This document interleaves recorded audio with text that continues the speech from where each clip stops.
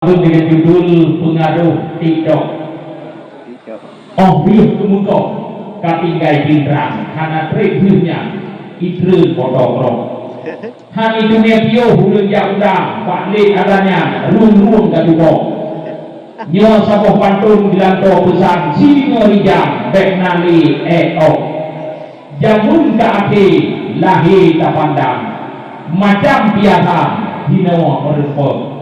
Bak dunia maya lale dukinan urongan malam ulun lempah dok pulau nawai pi rata dia timpang ngan kupi tikan tumpur dia hijau ladong mubis ni lo kublo barang ladong hairakan lale ngan tiktok ladong bak FB nasi Instagram bak Google inan pihle ulun jok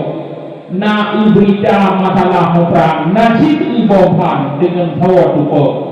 ladong yang paling ladong mumang dua tagorangkang talon bok manu wap maju nang jawa mupalo sayang moral karnyam lagi kapok dum anu udang kabeh sawan pak ikut zaman adat gok dicok contoh takalan dino pakiban urun dibucang tak ibak dicok ponyo kun pojeh di menang kasaling serang ala hainte ngan sapoh bangsa kata temucang di gok hai memang jaro di pokok ladang ulama itu dia tantang dikun macam pula yang merupa hanale takut murka Tuhan tak ikut zaman manggak gok haro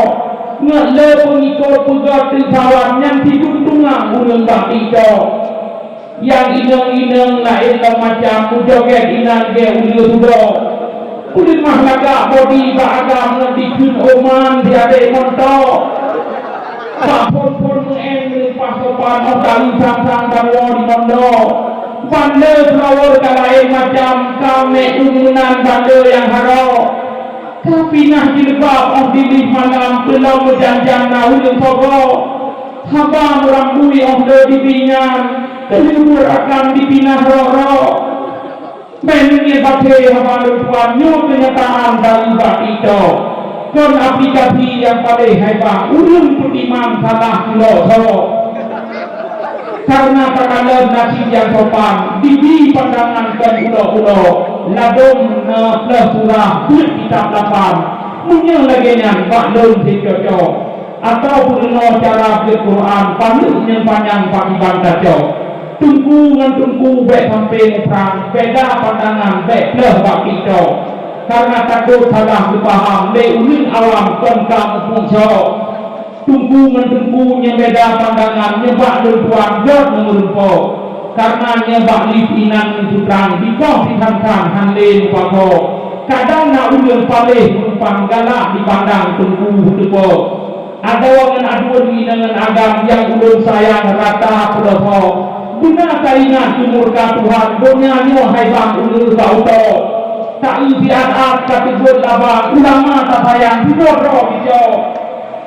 berugo umum fikir amalan lang kuburakan support mutago hawa betimang papien oh kacang bekoh menparang tak pakai sosok pundai akhirat hudek kesinang yang suruh Tuhan tapi Allah oh noa pantun yang hidup sekarang untuk pedoman yang ged-ged hijau ya mudah-mudahan untuk malamnya wahana yang main hijau ya